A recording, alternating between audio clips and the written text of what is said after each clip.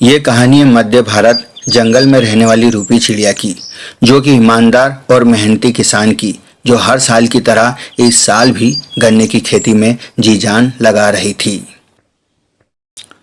रूपी चिड़िया ने सुबह जाकर अपने खेत पर गन्ने की खेती को देखकर कहा, इस साल का गन्ना पहचान बनेगा हमारे जंगल की।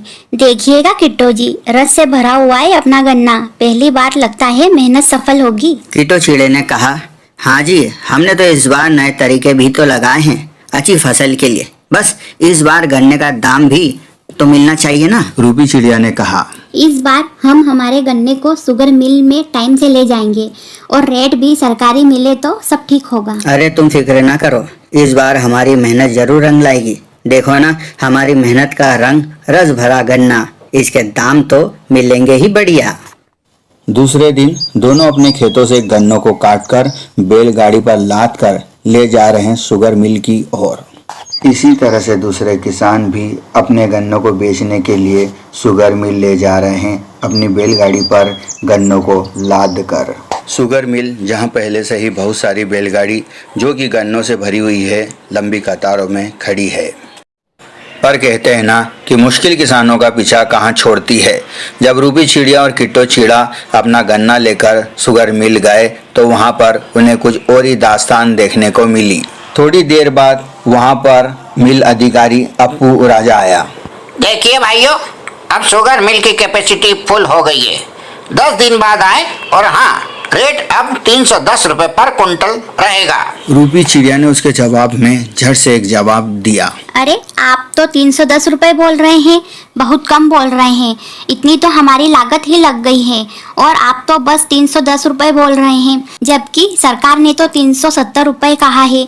और हमारी मेहनत का क्या, जो हमने गन्ने की फसल उगाने पर लगाई है। अरे तो तुम्हें रोका किसने है? जाओ सरकार से ले लो, ये प्राइवेट मिल है, यहाँ तुम्हारी मनमानी नहीं चलेगी।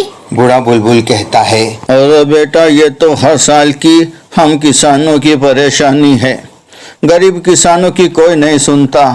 आखिर कब तक हम झुकते रहेंगे इन अमीर शुगर मालिकों के आगे।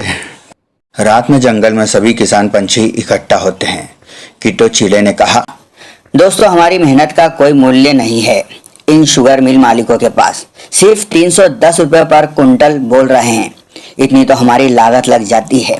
क्या हमें कोई हक नहीं है कि हम हमारे खून पसीने की मेहनत का थोड़ा पैसा कमा लें? ये शुगर मिल वाले वो भी हमसे छीन रहे हैं, यानी हमारा हक, और ये हम किसी को छीनने नहीं देंगे। बूढ़ा बुलबुल कहता है, अरे बेटा, हम ठहरे गरीब पंछी किसान, वो बड़े लोग, हम घास फूस के घोंसलों में रहने वाले, वो पक्के पट्टियों वाले बने हुए घर में रहने वाले, हम उनसे कैसे मुकाबला करेंगे? जैक्सन कौवे ने भी कहा, अगर हम उनसे ज्यादा कुछ बोलेंगे तो उन्होंने हमारे गन्ने लेने से ही इनकार कर दिया, तो फिर हम क्या करेंगे? ऐसा नहीं है कौवा भैया, उन्हें शक्कर बनाने के लिए गन्ने की जरूरत है। बिना गन्ने की ये शुगर मिल वाले शक्कर कैसे बनाएंगे? इन्हें तो हमसे गन्ने सस्ते चाहिए। इन्हें हमारा खून पसीना मेहनत नहीं दिखती। हम किसानों को एकजुट होना होगा।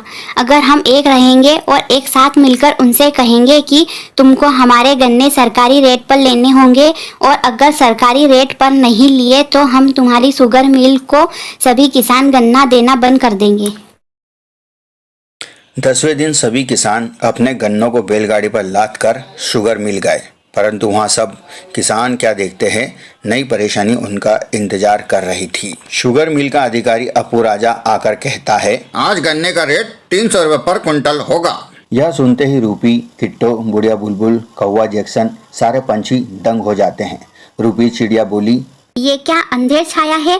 10 दिन पहले 370 सरकारी रेट से अलग 310 में लिया आपने गन्ना, और आज सीधे 300 रुपए। ये तो बहुत गलत बात है। रूपी चिड़िया ने सभी किसानों से कहा, ये कह रहे हैं 300 रुपए पर कुंटल पर हमारा गन्ना लेंगे, मतलब सरकारी रेट से 70 रुपए कम। यानी एक गरीब किसान को गन्ने उगाने के लिए कोई मुनाफा नहीं।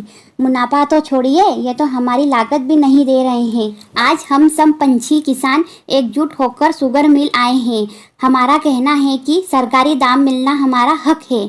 अगर हमें हमारे हक के पैसे नहीं मिले तो कोई भी किसान आपकी शुगर मिल में अपने गन्ने नहीं बेचेगा। हमें सरकारी रेट 370 रुपए पर कुंटल के हिसाब से ही चाहिए। आखिरकार शुगर मिल अधिकारी अपू राजा रूपी चिड़िया और अन्य किसानों की मांगों के आगे झुक जाता है और उनकी सारी शर्तें मान लेता है। सभी अपने अपने गन्ने शुगर मिल को बेचकर बहुत खुश होते हैं। आखिरकार उनकी मेहनत और ईमानदारी की जीत हुई। यह कहानी सिर्फ एक रूपी चिड़िया किसान की नहीं, एक मिसाल है। जब किसान एक हो जाता है तो उसकी आवाज़ सुनी जाती है। गन्ने के रस से ज़्यादा रूपी चिड़िया को उसकी मेहनत का मूल्य मिला, इज्जत और एकता का। अगर आपको हमारा वीडियो अच्छा लगा हो तो लाइक करो, शेयर करो और सब्सक्राइब जरूर करो।